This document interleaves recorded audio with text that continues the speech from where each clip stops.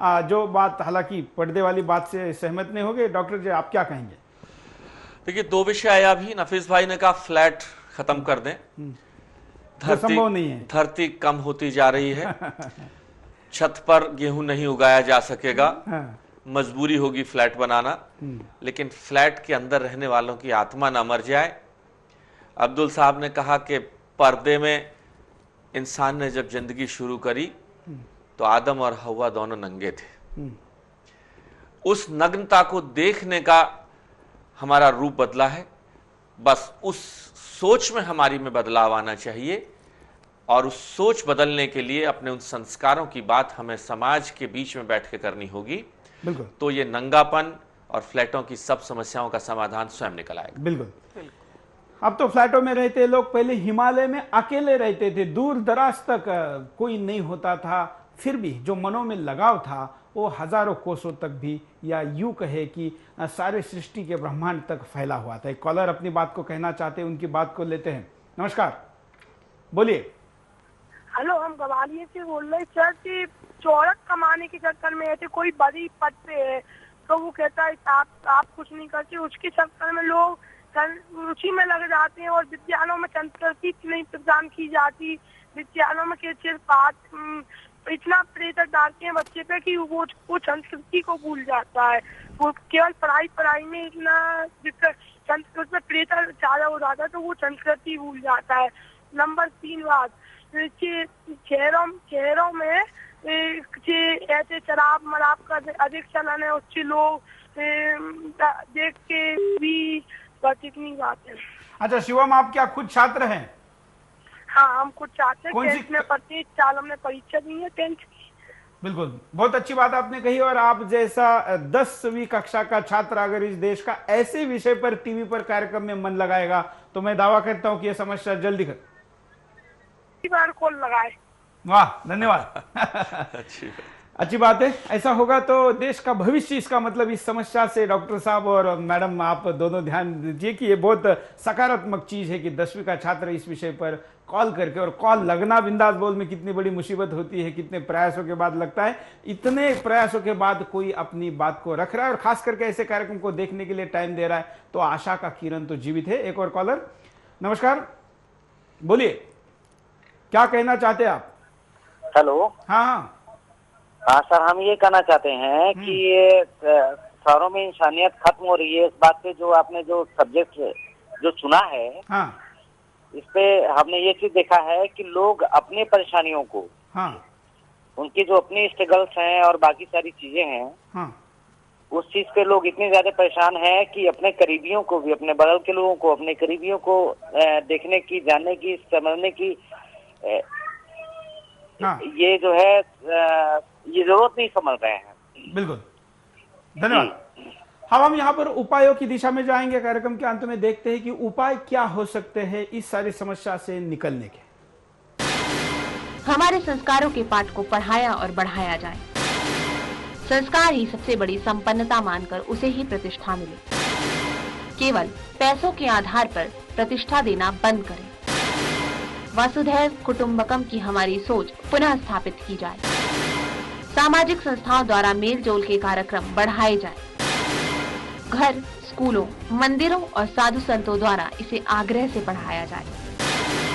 सामाजिक मानसिकता के फायदे भी सामने लाए जाए, जैसे लोगों के साथ मेल जोल रखने वाला 20% जिंदगी ज्यादा और बगैर बीमारी के जीता है।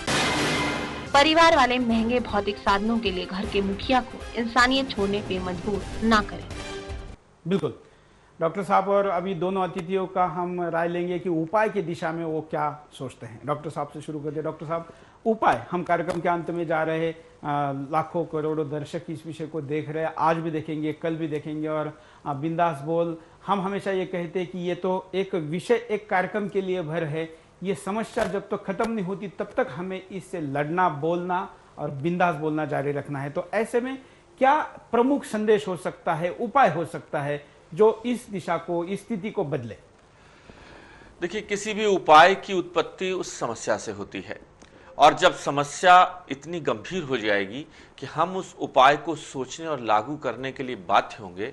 आज जब आपने देखा कि 10वीं क्लास का बच्चा भी जब इस इंसानियत के गिरते हुए जहर से जब पीड़ित है, तो आज वह भी आपके इस कार्यक्रम में आया और आपने बहुत अच्छे आकलन कर कर अभी जो ये 4-5 उपाय जो बताए हैं कि हमें अपने उस टूटते हुए, चरमराते हुए सामाजिक ढांचे, अपने उस वसुधैव कुटुंबकम वाली जो हमारी सोच है, सामाजिक मेलजोल की जो व्यवस्थाएं हैं, इन सब को हमें हर कदम पर, हर वक्त हमें ये सोचना होगा कि सब कुछ चला जाए, मेरा भारत भारत रह जाए, उसकी भारतीयता बरकरार रहे।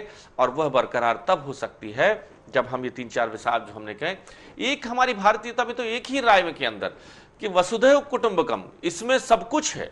शांति मंत्र हमारा है कि शांति पृथ्वी शांति रपा शांति शांति रव शांति, कि अगर शांति भी मिले तो शांति के माध्यम से मिले।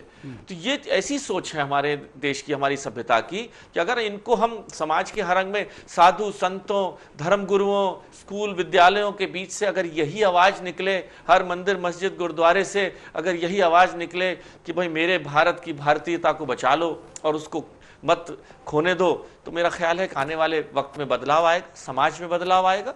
और बदलाव आता देख रहे हैं, उसकी शुरुआत आपने स्वयं देखी, 10वीं क्लास का बच्चा आपके सामने आया।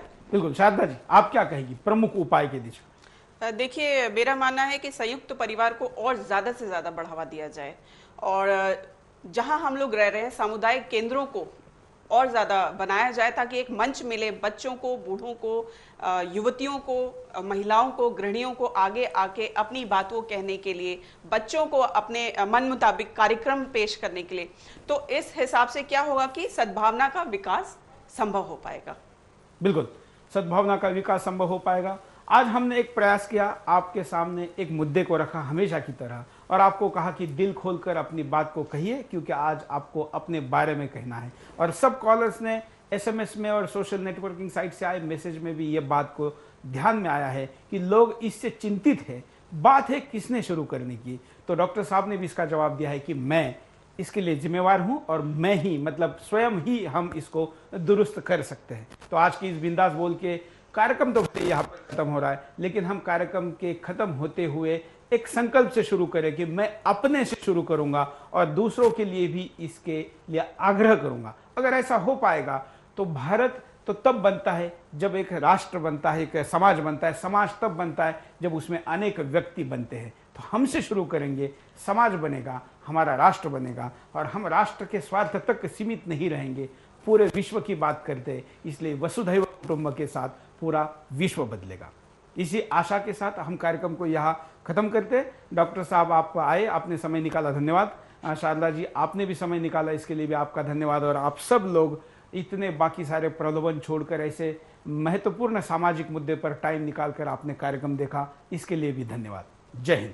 देख तेरे संसार की हालत क्या हो गई भगवान, कितना बदल गया इंसान, कितना बदल गया इंसान। सूरज न बदला, चांद न बदला, ना बदला रे आसमान, कितना बदल गया इंसान।